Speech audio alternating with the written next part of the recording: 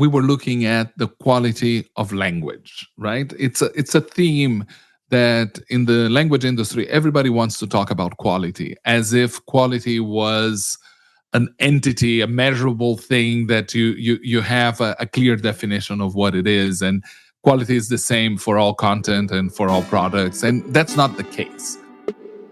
Lexigo presents The Native Experience with your host, Brian.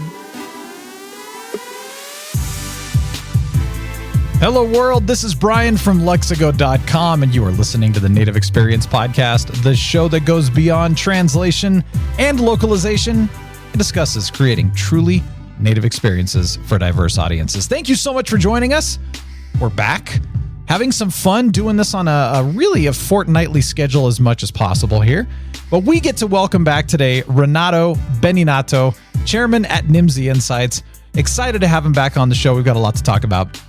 By the way, if you're, remembering who Renato is, he's been on the show before. He's the chairman and co-founder of Nimdzi Insights. He brings decades of experience everywhere he goes with extensive experience in international consulting, market research, sales, and marketing. Renato provides the strategic direction that helps Nimdzi better serve clients worldwide. Now, in addition to his work at Nimdzi, Renato is also the co-author of The General Theory of the Translation Company, a co-owner of Multilingual Media, and adjunct professor at the Middlebury Institute of International Studies at Monterey. He's also a frequent industry speaker. We're going to have some fun today, get into a little bit more with him. And so we'll bring him on in just a minute. But remember that Did You Know at Lexigo, by the way, this is something that you can check out. We work with thousands of brands across the globe to help communicate with confidence in over 171 languages. So whether you're translating website content, marketing materials, legal documents, or more, Lexigo has the expertise and technology to ensure that your message is communicated effectively and accurately to your global audience. So check it out. Come see what Lexigo is all about, what we do.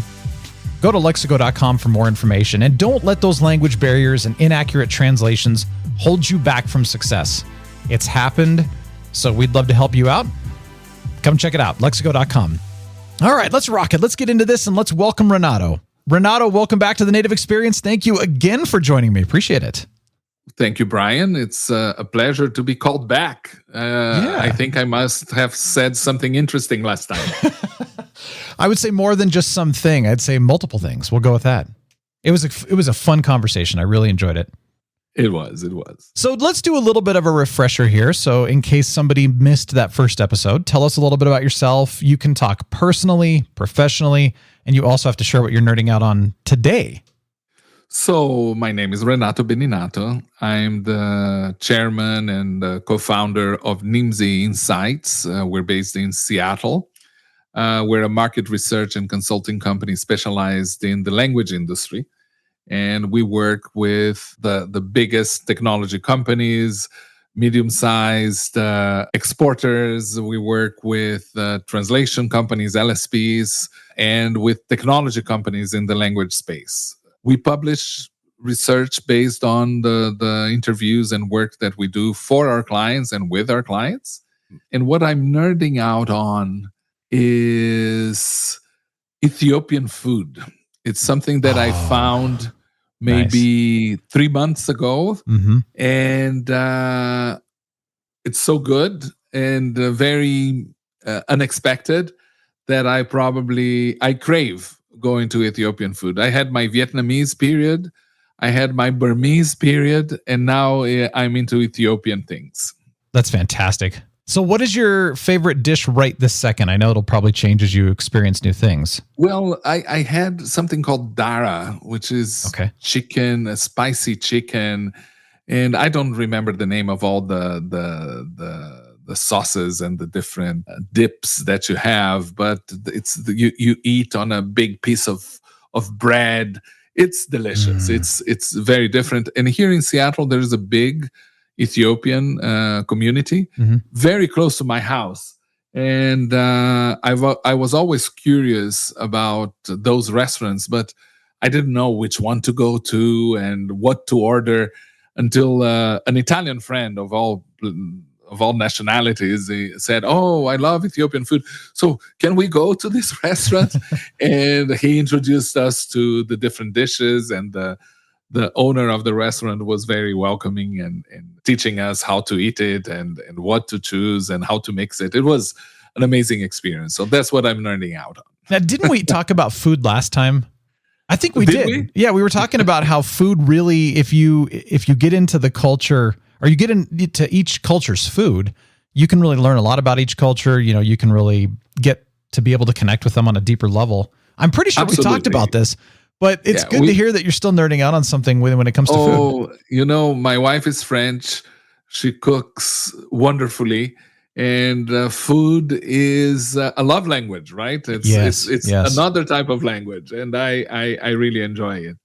And I'm looking forward to my next experience. I don't know what it's going to be. Right now, Ethiopian food. That's great. You know, I've had a lot of foods. Well, I don't think I've had any Ethiopian traditionally like you're talking about. I've had foods similar, and I love them. But it would be nice. It would be neat to see some of those and experience some of those. And of course, I'm a huge fan of Ethiopian coffee. If I can get my hands on a good crop, it's some of the best coffee in the world. Well, I'm biased. I'm Brazilian. No, I understand. And then, you know, there's great coffees. That's the thing is like, it just depends on the growing season, you know, when it comes to coffee. Cause I've had an Ethiopian Yirgacheffe coffee that was probably the best coffee I had to that point. And then the next year had the exact same farm's coffee and it wasn't anywhere near as good. But I understand. It just happens, you know, that's crops for you. But exciting things. And I got to have a traditional Ethiopian coffee ceremony, which was nothing I even knew about. And it's the thing with the popcorn and the incense, right? Yeah. With frankincense. Yep, exactly. Yeah. And they did when they boil the coffee and then you pour it in. Oh my gosh, you know, you have these little tiny cups, and I think I drank 2 of those, and I was feeling pretty jacked up on caffeine because it's just boiled strong. We drink coffee in Brazil on tiny cups too. I love it. I think it's great. No, it was a really neat experience. The woman is actually from Ethiopia, and so unfortunately, she shut her coffee shop down. She still has a food truck, coffee truck. But man, I missed that experience. It was such a fun little thing, and just not enough people came to it. So that's too bad, but it's neat to see. Well, thanks for sharing that. I appreciate it. Now, when you were on the show last time, we touched on your experience with Uber. You said you were consultants with that. You had a really cool experience. I wanted to dig deeper into this one a little bit more, just because we just scratched the surface. So I want to know. I mean, okay. First of all, you did a customer perception. You did a study about customer perception, and it saved Uber $4 million per year. So what I was thinking we could do is if you could walk us through the experience. So even from start to finish, how did you even get involved with Uber in the first place? Did you pitch them? If so, what did you say? How did you get them on board? And then the entire process, what happened, what you talked about, anything that we can go, okay, so if we're wanting to do something similar, how do we do it step by step? This is a great story because it all. So the main aspect of the story is that we were looking at the quality of language, right? It's a theme that in the language industry, everybody wants to talk about quality as if quality was an entity, a measurable thing that you have a clear definition of what it is. And quality is the same for all content and for all products. And that's not the case. So the way we engage with Uber, they have been a member of Nimdzi. Nimdzi, we sell memberships to some clients that don't want just consulting. So they have access to all the research that we publish, and they have access what we call office hours, ad hoc consulting engagements with our consultants, with our team of consultants. And we have with Uber a monthly sync up where we bring our consultants and they bring their internal staff, and we have discussions about things that are going on in the industry. They were telling us that they were having issues with their vendors for translation and LQA, which is the linguistic quality assessment. And they asked us if we could do an audit of their suppliers to figure out what was wrong with Okay. the suppliers. And after a series of interviews with the vendors and with the internal stakeholders, we found out that the problem was not the vendor. The problem was Uber. They had too much quality. They had too many steps in the quality process. Okay. For 40 languages that they were handling, they had 4 individuals touching every translation. Wow. For this, how do you say, overzealous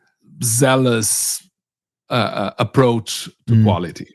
So you're saying like too many systems and too many things that they were. Yes, too many channels even to communicate. One of the things that we learned is that the program manager for their vendor had 17 meetings every week. Oh my gosh. With the buyer. Wow. Because the structure was was inflated, right? Okay. So you had the translator, you had the LQA person from their LQA vendor, then you had the Uber linguistic expert, language lead, they called, and you had the in-country reviewer. So frequently you would have the translator would write one thing, the LQA reviewer would correct that. The language lead at Uber would change it once again, and then it would go to the in-country reviewer, and they would revert to what the translator had done originally correctly. So it was very frustrating. Yeah. And because of that, there was a lot of churn. The translators thought that they had to work too much for not enough pay. They didn't get paid for all these changes and reviews. There was a frustration because there were delays. These translations took too long. There were so many people, too many cooks in the pot. Yeah. So when we presented those conclusions, our recommendation was to change the way that they addressed, to simplify the process and to avoid so many steps. But the leader of the team at the time implemented a couple of our recommendations. One of the things that we had identified is that they had 6 or 7 channels of communication. They had email, they had Slack, they had chat, they had communication inside the translation management system that they used. So there were so many channels that it was very easy, and they had in-person meetings. So it was very easy for information to be diluted, scattered, forgotten. So one of the things that they did is they streamlined the communication channels. Good. So there was a change in management. A new management came in, and he read our report, and he asked us what would be our recommendation. And I said, and this is how the story started, right? I told this new leader that I'm from Brazil, and I had just come back from a trip in Brazil, and I realized that my mother never saw Uber as a translated app. She only sees it in Portuguese. She doesn't speak English. She doesn't think that it was translated.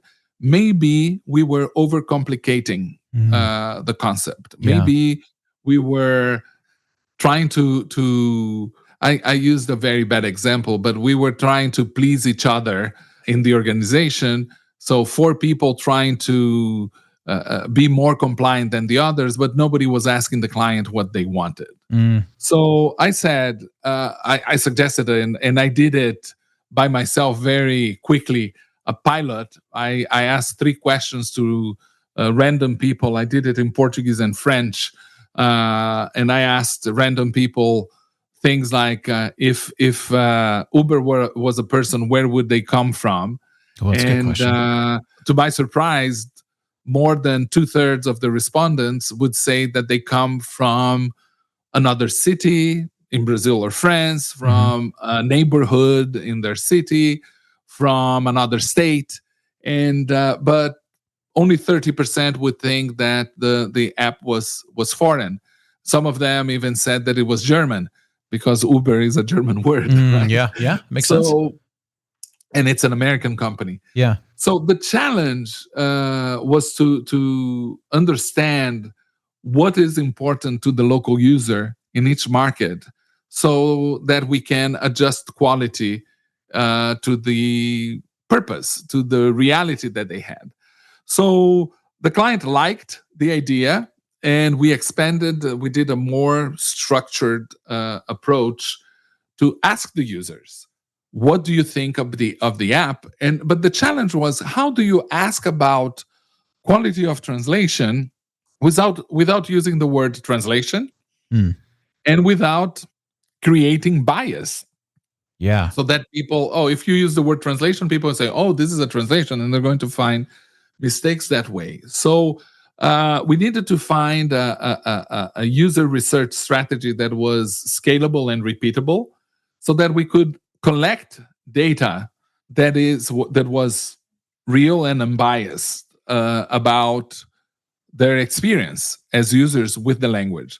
So we created with a group of our experts and Uber experts a series of 10 questions that addressed the style of the content, the level of formality, informality.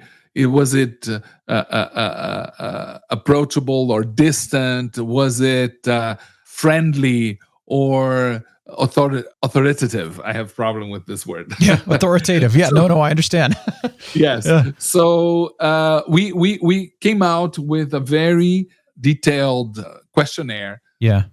Where we wanted to understand if the language that Uber used was appropriate for the market, and if it felt local. And to our surprise, the feedback was extremely positive. We ended up extending. We have done this research into 40 markets for them.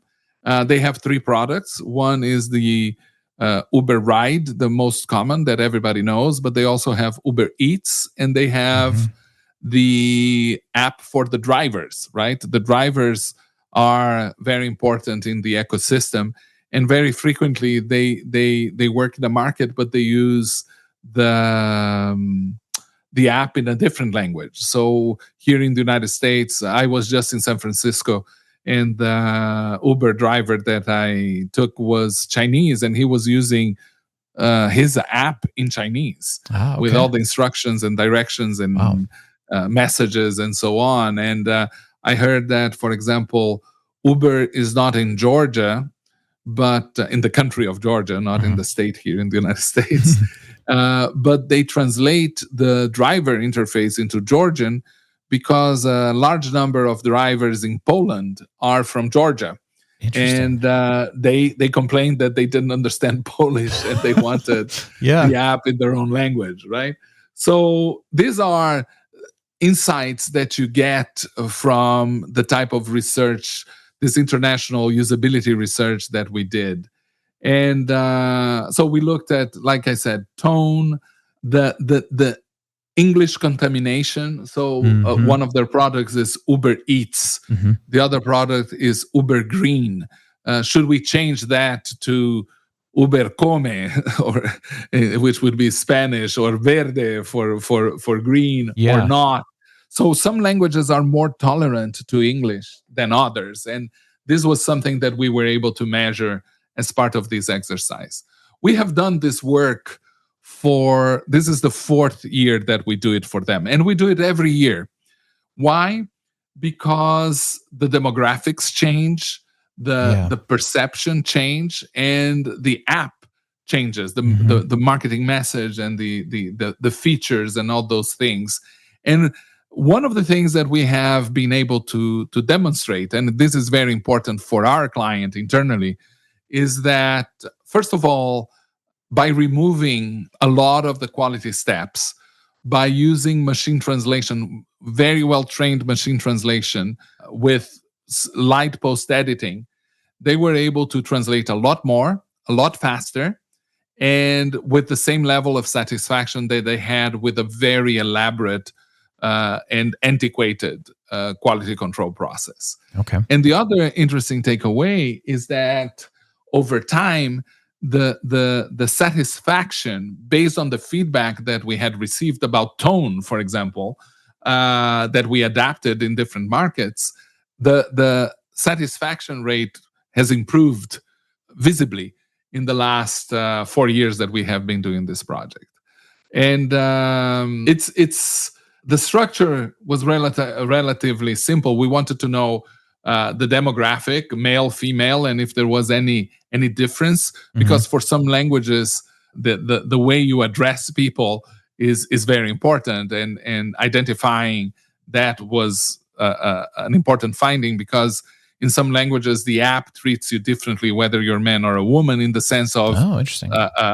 Feminine and masculine in the approach. Sure. Welcome, Mr. Beninato, instead of welcome Renato. It will be different ways of formality, and also if I am Mr., it's a word. If I am Mrs., it's a different word. Sure. Interesting. That's neat. Yeah, it's been we developed this questionnaire over time, and what we were trying to do was to refine the way Uber was communicating, and the process for them was very important. So one of the things that we identified is that different languages, different markets required different levels of quality control. So some markets are very tolerant to mistakes, to language contamination and things like that, like Brazil. And other markets like Japan and France require a more strict quality control process, because they would be very sensitive to linguistic mistakes or poor quality of the language. Sure. And so this is how they were able to save $4 million a year, is that instead of having sometimes 100 quality people involved in the process, today they have something like 12. Oh, wow. It's much more manageable, and everybody's happy. You save cost, Good. You deliver a better experience for the client, and you can adjust the process and the organization and the conversation according to the market that you're serving. Yeah, wow. I mean, it makes so much sense, as you're sharing this and going into detail about it. It makes a lot of sense, and I love that you've been able to really understand what each culture and country would need in order to be able to serve them correctly. But yeah, just to be able to streamline the process. I find so many companies, my joke is I call it they outsystem themselves, because they have too many things.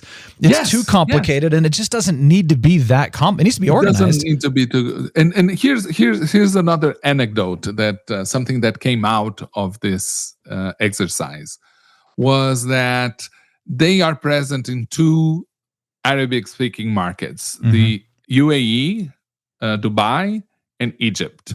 Okay. And they used to have 2 versions of Arabic for the local markets. So Arabic is a very complex, the way you approach Arabic translations is very complex, because you have something that is called MSA, the Modern Standard Arabic, which is a language that nobody speaks except TV announcers, right?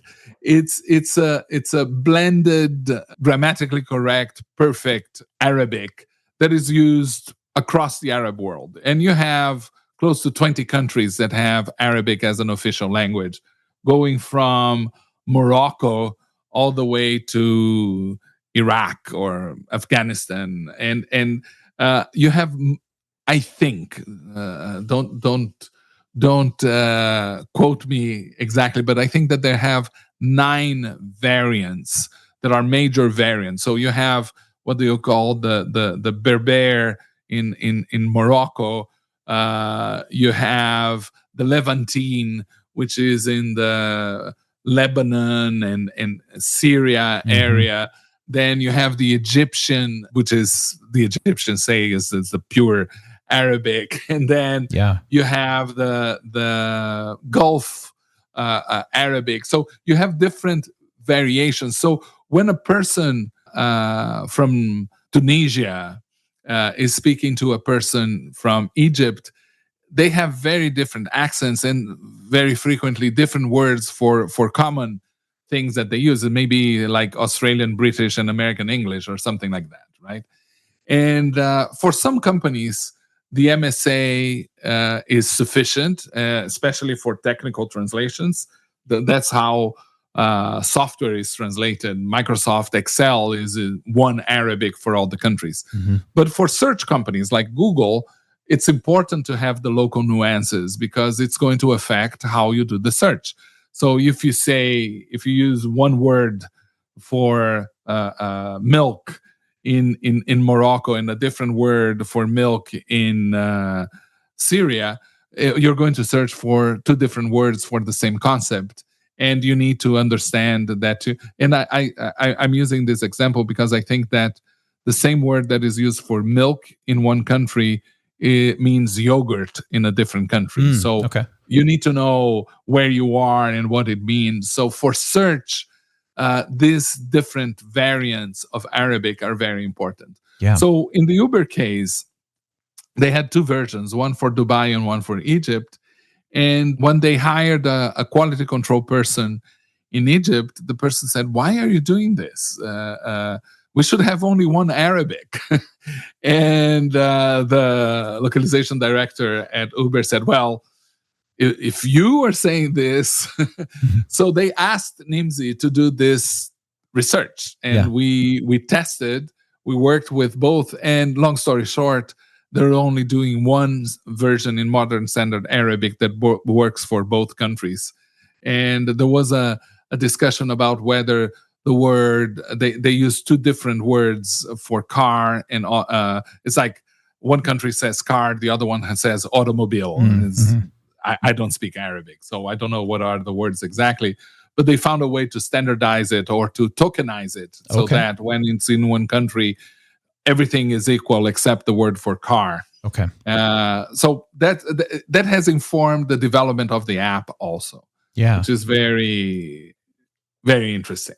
So it's a beautiful story. Yeah, no, it really is. Listen to your customer, speak the language of your customer, and they will be happy. And you can adjust your organization, your solution to the market reality instead of treating all languages as equal or having a one-size-fits-all solution. When you're doing this kind of surveys, you get into knowing what are your client expectations. And at the end of the day, what you want is to get a car to show up at your door and to take you wherever you're going, right? Yeah. And from a practical perspective, that's what... Oh, and I forgot. There is another dimension that is very important in this exercise. You need to benchmark it against the local competitors. Yes. Right? Yep. So what we did is we asked the same questionnaire to people, to users of the competitor apps, usually apps that are local to the country where you are. And what was surprising, especially for Japan and Brazil, was that the rate of people who thought that the competitive app was foreign was the same as Uber. It was about 70% thinking that the app was local and 30% saying that it was foreign. So the perception of the language had nothing to do with the fact that it was translated or not. It's just whether they thought everyone was in their country versus not. Exactly. Interesting. Exactly. Okay. Yeah. So fascinating. This is an exercise that and we have done it with other clients since. Nice. It is fascinating to me. I mean, I like doing this for fun, is going around and just asking people questions just to see, again, what their perception is and how much they know about the world outside of their own little bubble. Yeah. And it's amazing how many people are pretty clueless. But that's, I mean, in some ways that helps you to make great decisions for your customers, which brings me to a question I had for you earlier. You were talking about, you do a questionnaire for Uber every year, and you said that the perception changes every year.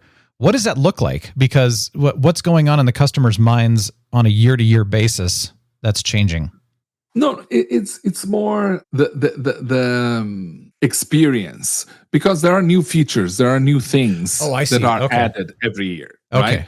So you need to adapt. And here's one of the problems with quality is that the definition of quality varies by whoever you're talking to. Sure. So one of the verbatims that we get. So we always one of the questions, an open question, we ask the user to share any information that they might want to share with us about the language in the app. But we frequently re- get responses that have nothing to do with the app, but the experience of the client. Yeah. And it was the case in Brazil that one passenger complained that she wished the drivers would stop asking if she was married every time that she got into Oh my the gosh. car. Yeah. And our analyst, another woman, said, "Oh, she must be pretty," because all the drivers ask her that. But what I liked about the Uber reaction to that is that we asked if she would be willing to talk to the Uber compliance people, because they wanted to understand if this was any form of harassment, because Uber has a very strict policy regarding the conduct of the drivers. Sure.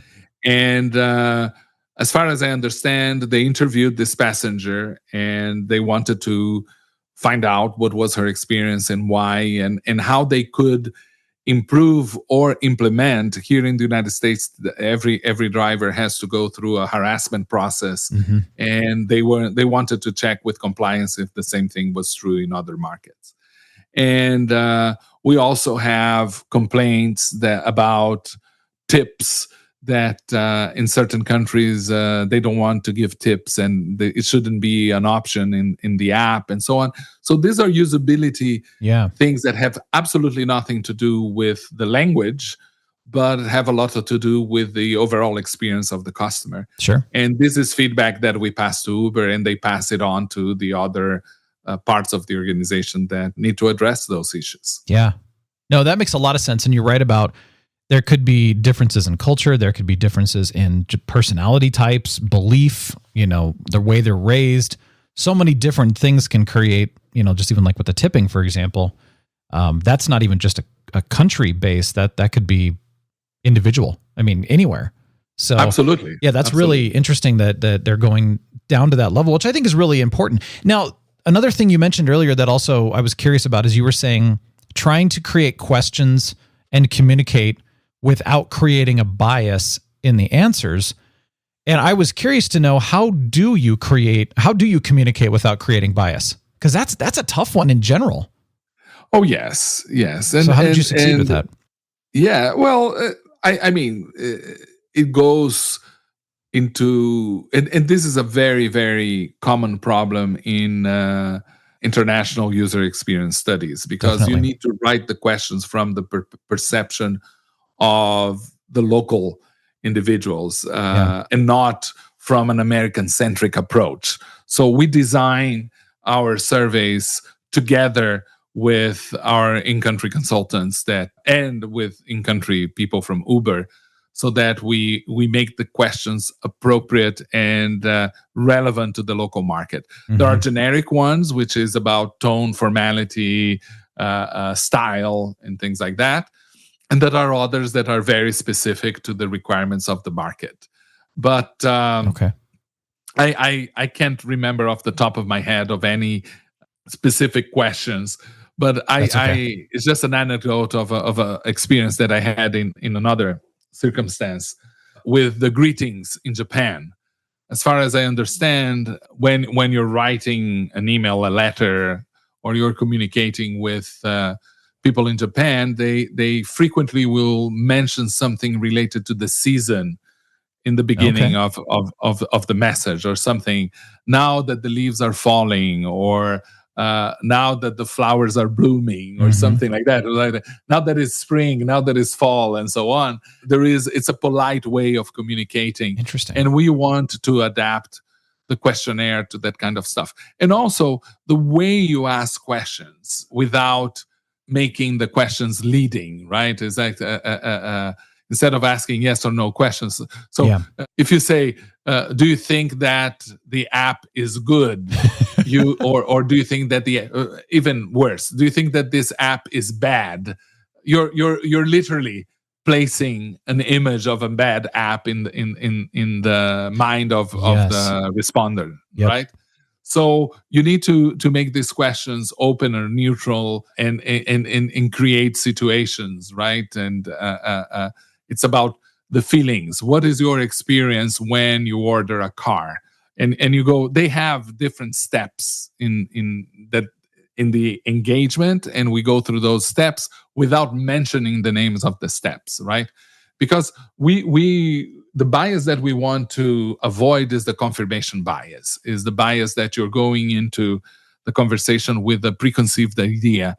We cannot have any preconceived ideas. We need to go there and ask them to be as neutral as possible, without and very frequently we avoid yes and no questions. For example, that's good. We will ask them to rate things on a Likert scale, which will go from 1 to 7 or to 1 to 5. Mm-hmm. 1 to 7 is more nuanced and avoids people going always to the best and the worst. So there are little tricks that come with, and I'm not the person creating this surveys. We have a team of UX experts that do that. Mm-hmm. My role in this whole experience was to look at my mom and realize that she has no clue that she's using a translated app. Yeah. That most of the passengers that use the Uber app and other apps don't have that experience. And that led us into another very interesting experience with Airbnb, which is a company that completely changed the way their international customers interact with the app in a much more complex situation. Yeah. And because Airbnb, the way Airbnb worked until a couple of years ago was that you're in Japan and you want to rent a property in the Dominican Republic, you will have your user interface in Japanese. Mm-hmm. You will search, you'll say, I want a house on the beach in the Caribbean. And then there would be a house that you like. You clicked on the house, and the description of the house would be in Spanish or in English. And the Japanese user would click a button and would translate that to Japanese. That was the journey that happened. This description of the property is what we call UGC, user-generated content. Okay. The owner of the property wrote that description, right? So Uber wanted to change that. They wanted the person in Japan, the person in Argentina, the person in Germany, whenever they go into the app, they have an experience that is all in their native language, all in their preferred language. So unlike the majority of the companies that give you a button to translate, click here to translate, they went with a machine translation first approach and served that information. That house in the Dominican Republic for the Japanese client would appear first in Japanese. And if they found that translation was weird or something like that, they can click a button to see the original. So you see the difference. Instead of see the translation, you see the original. Mm-hmm. You have the choice to see the original. Yeah. And this is a major shift in the way websites handle user-generated content. This is the first time that a company goes with machine translation first. And the work that we did at Nimdzi, and we're still doing it with Airbnb, is we're going to the market to verify that this experience is what the clients expect. Yeah. If this machine translation first approach gives them a good experience and they can rate that. And there's also a feature which is the chat between the owner and the guest. Nice. And the host and the guest. Yep. And this chat is machine translated unless you don't want it to be, right? So far, I think we have tested something like 26 markets for them so far. The feedback overall is very positive. Good. The best feedback that they can get, and which we get frequently, is that, oh, I didn't even realize that this was a translation. Oh, that's great. So, this is driving with the experience, driving with the client in mind, instead of driving initiatives with the way we do things, the way we always did it. Well, that's so important too, because I think people are looking to do new things now. I think there are some that have been stuck in the old ways, but that I think now they're starting to learn, like, hey, you know what? There's a better way. There's a more efficient way. There's a more cost-effective way. And there's a way that actually delivers better results, which is what you're finding. And so I'm blown away. I'm just sitting here listening to the stories and what you've done and just going, this is incredible. So many lessons here to learn from, which I love. It's fun. The thing is to have an open mind and to, a few years ago, I was introduced to the concept of design thinking, which is user-centric design. And it's a different way to think about everything that you do. You say, what the concept is that you have business thinking, where you're thinking essentially about money and growth. You have engineering thinking, where you're thinking about how things connect with each other, how they work. You have a systems thinking and how you organize processes. And then you have design thinking. And design thinking is this approach to the user being at the center of the process of the experience. Yeah. And we at Nimdzi, we incorporated this mindset. We had a training. We trained all our team in this concept of design thinking and reframing the problem. That's a key behavior that you learn in design thinking. How do you transform something that the client describes you as a problem that they have, which in reality is not a problem? They're just describing a symptom of a problem. You usually, it's like when you go to the doctor and you say, I have a fever. Yeah. Well, your problem is not the fever. Your problem is probably an inflammation or an infection or something that is causing that fever. Yeah. So it's the same thing in business. When a client tells you that and this is the story of this story, basically, when the client told us that they had a problem with their vendors, and they asked us to do an audit of their vendors because the vendors were delivering late and paying penalties. That was not the problem. The problem was that we reframed the problem, and they say, well, the problem is not your vendor, the problem is you. And when we reframed that analysis, we understood that the problem was not them, the problem was the way that they were addressing and talking to their clients. They weren't listening to their clients. Yeah. And once you start listening to your client, your product becomes better because you're responding a need that they have. Yeah. I really like what you said, though, that the customer is telling you, essentially, they're telling you what their symptom is. Mm-hmm. And then your job is to figure out, okay, but this is the problem, so let's solve the whole problem, and then we solve the symptoms as a result. Absolutely. And this is true with that's everything. Everybody in the language services industry and every business. Yeah. As a consultant, frequently clients will come to us and say, oh, we have a problem. We're not growing. Yeah. We're stuck. And then we go and they think that they have a sales problem. And frequently they don't have a sales problem. Sometimes it's their pricing. Sometimes is their product that is wrong. They're selling the wrong product, right? Yeah. And you need to look at all the root of the problem until there are techniques for you to identify what is the challenge that you want to solve. And we tend, it's human nature. We tend to work more with the symptoms than with the true root causes of the problem. Oh, that's true in everything, whether it's business, personal, everything that's on the news, it's always about the symptoms, but they're not talking about what causes this in the first place, so, and you're right. That's what we need to do. I mean, why does somebody do a horrible thing? Well, let's look at the root of, why they got there in the first place. That's a psychologist's dream right there, but I'm just saying there's so many ways we can apply this. And I love that. And I'm starting to think about this too, as you're saying this, going, okay, wait, what symptoms am I talking about that aren't the problem? Because the problem is deeper than that symptom. And what does that actually mean? So yeah, I love what you're saying there. So let me teach you the very simple technique. I love it. That you can use to dive deep into the problem of addressing a symptom instead of staying at the surface, right? It's called it's used in root cause analysis. It's called the 5 whys approach. Okay. Or otherwise known, treat me like I'm a 5-year-old.